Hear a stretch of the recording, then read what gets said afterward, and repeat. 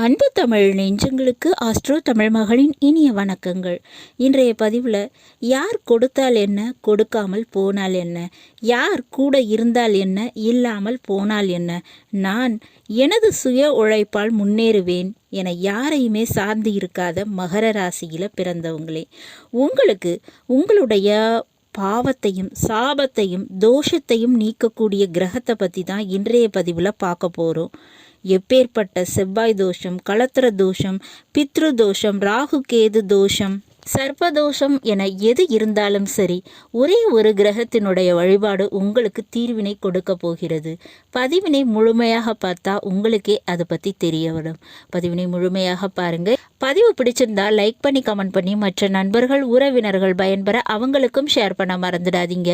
இதுவரை நம்முடைய ஆஸ்ட்ரோ தமிழ் மகள் சேனலை சப்ஸ்கிரைப் பண்ணாத நண்பர்கள் சப்ஸ்கிரைப் பண்ணி கூடவே தெரிகிற பெல் ஐகானை கிளிக் பண்ணி ஆல் ஆப்ஷன்ஸும் செலக்ட் பண்ணி வச்சுக்கோங்க.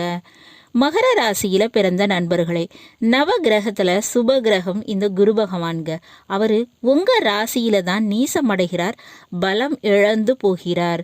மற்ற எல்லா ராசிகளுக்கும் கொடுக்கக்கூடிய ஒரு கிரகம் உங்ககிட்ட மட்டும் கொடுக்காதுங்க. உங்களுக்கு மட்டும் கொடுக்காது, உங்ககிட்ட மட்டும் பலம் இழந்து போயிருது. காரணம், அவர் உங்கள் ராசியில் தான் நீசமடைகிறார், தன்னுடைய பலத்தினை இழந்து விடுகிறார். அதனால தான் திருமண வாழ்க்கை என்பதே உங்களுக்கு ஒரு சுபமான விஷயமாக இருப்பது உங்களுக்கு அரிதான விஷயமாக இருக்குதுங்க. குழந்தைகள் ரீதியாகவும் ஒரு பெரிய அளவு நன்மையோ கௌரவமோ பேர் புகழோ உங்களுக்கு கிடைக்காதுங்க. அதுவும் ஒரு அரிதான விஷயமாகத்தான் இருக்கும். அப்படிப்பட்ட உங்களுக்கு திருமண தடை இருக்கலாம், குழந்தை பாக்கியத்தில் தடை இருக்கலாம், சரியான வேலை தொழில் அமையலை, வீடு சொத்து பிரச்சனை இதெல்லாம் கூட இருக்கலாம்.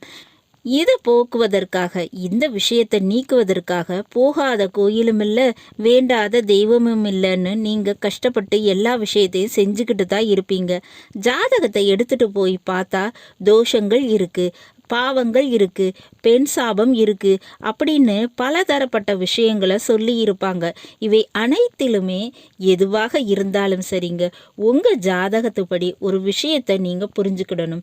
நீங்கள் மகர ராசி என்றால் உங்களுடைய 10ஆம் வீட்டுக்கு உரிய கிரகம் அதுதாங்க கர்மஸ்தானம். அந்த கிரகம் தான் கர்ம கிரகம். அப்படிப்பட்ட கிரகம் உங்களுக்கு நல்லது செய்யும். அப்படி மகர ராசிக்கு 10ஆம் வீடாக வர்றது எது? துலா ராசிங்க. அதோட அதிபதி தான் சுக்கிர பகவான். அப்ப சுக்கிரன் என்ற ஒரு கிரகம் சரியான முறையில் வழிபட்டா போதும். அப்ப சுக்கிரன் என்ற ஒரு கிரகத்தினை நீங்க சரியான முறையில் வழிபட்டால் போதுங்க, உங்களுக்கு நடக்காத திருமண பாக்கியம், கிடைக்காத குழந்தை பாக்கியம், அமையாத வேலை தொழில், சொந்த வீடு என எல்லாமே அமைந்துவிடும். அப்ப குரு கொடுக்காததை சுக்கிரன் உங்களுக்கு கொடுப்பார். இந்த நிலைப்பாட்டில் சுக்கிரனுக்கு எப்படி வழிபாடு செய்வது? வெள்ளிக்கிழமை தோறும் வெள்ளை மொச்சையை சமைத்து இந்த நிவேதனமாக நவகிரகங்களில் இருக்கக்கூடிய சுக்கிர பகவானுக்கு படைத்து வழிபாடு செய்யலாமுங்க. அதுபோல் வீட்டில் சமையலறையில் ஏலக்காயை எப்போதும் திறந்து வச்சிருங்க. மேலும் சுமங்கலிகளுக்கு குங்குமம் வழங்கி வாருங்கள். வருடத்தில் ஒரு முறையாவது வீட்டில் சுமங்கலி பூஜை நடத்துறது ரொம்ப சுபமான விஷயங்க.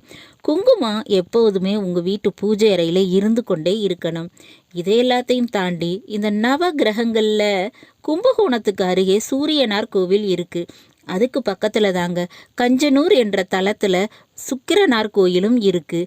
இது தனி ஆலயமாக இருக்குது. அங்கு சென்று சுக்கிரனை வழிபட்டு வாருங்கள். நிச்சயமா எப்பேற்பட்ட பாவம் சாபம் தோஷம் இருந்தாலும் சரி, அது நிவர்த்தியாகிவிடும். அது நீங்கி உங்களுக்கு நன்மையெல்லாம் கிடைக்குங்க. அதுபோல் சுக்கிரனுக்குரிய அதிதெய்வம் அப்படின்னு பார்த்தா லக்ஷ்மி தேவியும் காமாட்சி அம்பிகையும் தாங்க. அப்படிப்பட்ட தெய்வங்களை நீங்கள் வணங்க ஆரம்பியுங்கள். நிச்சயமா உங்களுக்கு தடைப்பட்ட நல்ல காரியம் சுப காரியம் விரைவில் நடந்துடும். அதில் இருக்கக்கூடிய பிரச்சனைகள் எல்லாமே தீர்ந்து போயிடும். இதை மட்டும் நீங்கள் ஃபாலோ பண்ணிக்கோங்க. நல்லது நண்பர்களே, இந்த பதிவில் நாம் மகர ராசியில் பிறந்த நண்பர்களுக்கு பாவம் சாபம் தோஷம் நீக்கும் கிரகத்தினுடைய வழிபாடு குறித்து பார்த்தோம். பதிவு உங்களுக்கு பிடிச்சிருக்கும் நினைக்கிறேன். பிடிச்சிருந்தா லைக் பண்ணி கமெண்ட் பண்ணி மற்ற நண்பர்கள் உறவினர்கள் பயன்பெற அவங்களுக்கும் ஷேர் பண்ண மறந்துடாதீங்க. இதுவரை நம்முடைய ஆஸ்ட்ரோ தமிழ் மகள் சேனலை சப்ஸ்கிரைப் பண்ணாத நண்பர்கள் சப்ஸ்கிரைப் பண்ணி கூடவே தெரிகிற பெல் ஐகானை கிளிக் பண்ணி ஆல் ஆப்ஷன்ஸும் செலக்ட் பண்ணி வச்சுக்கோங்க. மீண்டும் ஒரு நல்ல வாய்ப்பினில் உங்கள் அனைவரையும் சந்திக்கிறேன். அதுவரை ஆஸ்ட்ரோ தமிழ் மகளின் அன்பு கலந்த வணக்கங்கள். நன்றி.